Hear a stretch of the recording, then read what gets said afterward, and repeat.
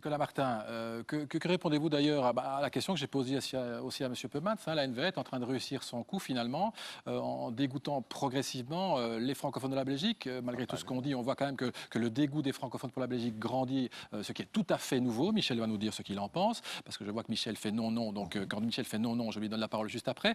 Mais est-ce que la NVA n'était pas en train de réussir son coup? C'est ma question.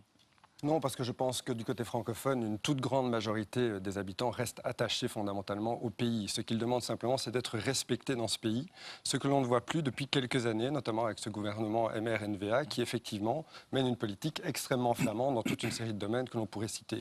Mais les Flamands auraient tort de ne pas aimer la Belgique, parce que finalement, comme l'a dit M. Gozouin il y a un instant, la Flandre domine tout l'appareil d'État, dispose de tous les grands leviers décisionnels dans ce pays, et aujourd'hui, depuis 3 ans, mène la politique qui lui convient. Regardez les numéro INAMI, regardez la politique ferroviaire à la SNCB, la politique fiscale avec les exonérations pour le port d'Anvers ou pour les diamantaires. Donc je pense qu'effectivement la NVA et beaucoup de néerlandophones se retrouvent dans la politique de droite qui est menée aujourd'hui. Et c'est la raison pour laquelle Bart de Wever déteste à ce point le Parti socialiste. Et nous espérons bien pouvoir à un moment donné pouvoir revenir à la table des négociations pour pouvoir défendre comme il se doit les intérêts francophones, ce que le MR ne fait plus depuis 3 ans.